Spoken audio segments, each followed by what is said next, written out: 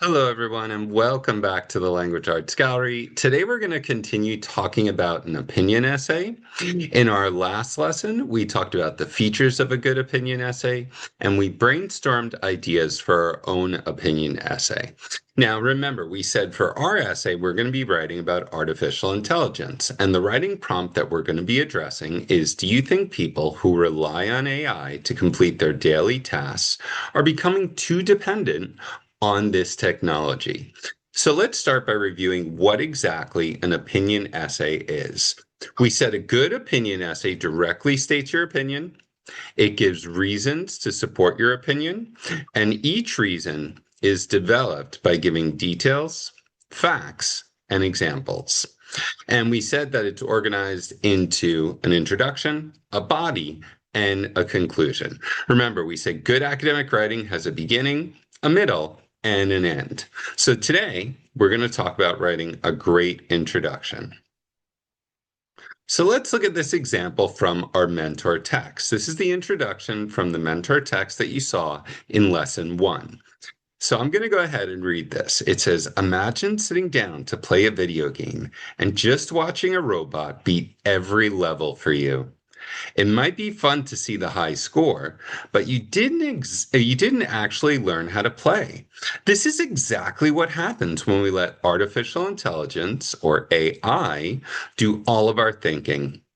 AI tools can easily write emails, summarize entire books, and solve tough math equations in seconds.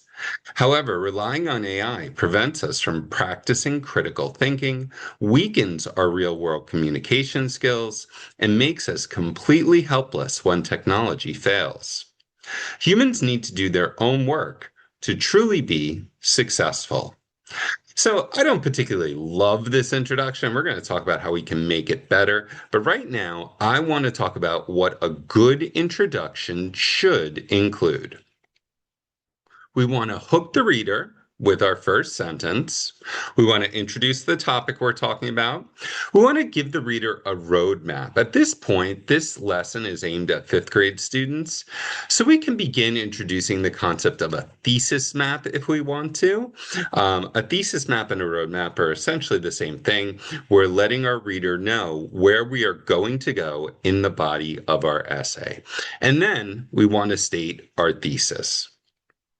So let's look at each of these in a little bit more detail here. So first, when we hook the reader, we can use an exclamation or a strong statement. We can ask the reader a question. I don't always think this is the best strategy, but for fifth graders, I think it's fine. And usually my fifth graders love getting a chance to do this. You can use a quote or a famous saying. This is a famous quote from Andrew Ng. AI will not replace people. People who understand AI will replace people who don't. Or we could use a scenario like the one that we used in our mentor text. Imagine sitting down to play a video game and just watching a robot beat every level for you. Then we want to introduce the topic. We're, of course, writing about AI. We want to give the reader a roadmap. So we want to have 3 reasons, 3 big ideas in support of our thesis. And we want to let our reader know in the introduction exactly what those big ideas are. So we want to tell them that in 1 sentence. Now, we're not going into detail about what those reasons are. We're going to do that in the body of the essay, but we want to give them an indication of what they're going to learn.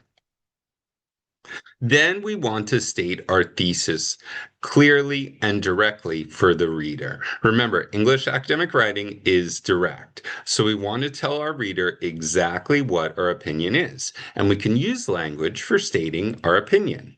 We can use expressions like I think, I feel, I believe, and in my opinion. So if we go and look at our mentor text, we can see that in this particular example, the author used a scenario, took the reader, they introduced the topic, they tied that scenario to the usefulness of AI for daily tasks, and they gave the reader a roadmap, prevents critical thinking, weakens communication skills, and people are helpless in the absence of AI. And the author's thesis statement is that humans need to do their own work in order to truly be successful.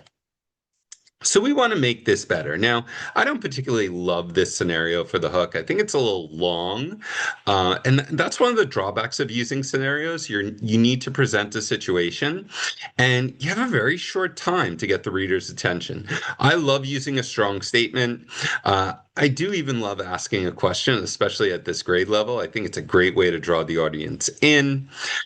Here, AI is robbing people of their brain power. I think that's a great hook. It's one short, simple sentence, and right away, I want to know more. I want to know, how is AI robbing us of our brain power? So we can also change our thesis statement here to include language for stating our opinion. And that can be adding those phrases like, in my opinion, I feel, I believe, or I think. Now we've got our graphic organizer here that we completed in our last lesson. That's got our opinion and our reasons. That's got the information that we are going to need to complete our introduction.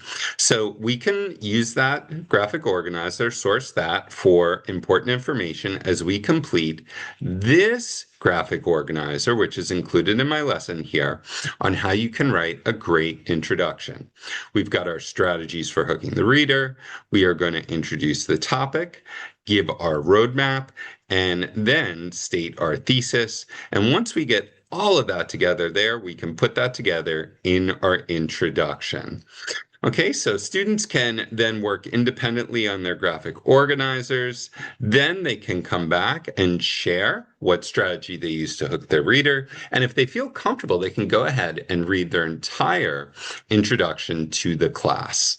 So in our next lesson, we're going to go through taking that thesis map, those three big ideas out of that introduction, and we're going to expand on those, and we're going to develop really strong body paragraphs. So eventually, when we get to the end of these 5 lessons, we're going to have a great opinion essay on what our students think of artificial intelligence in the classroom.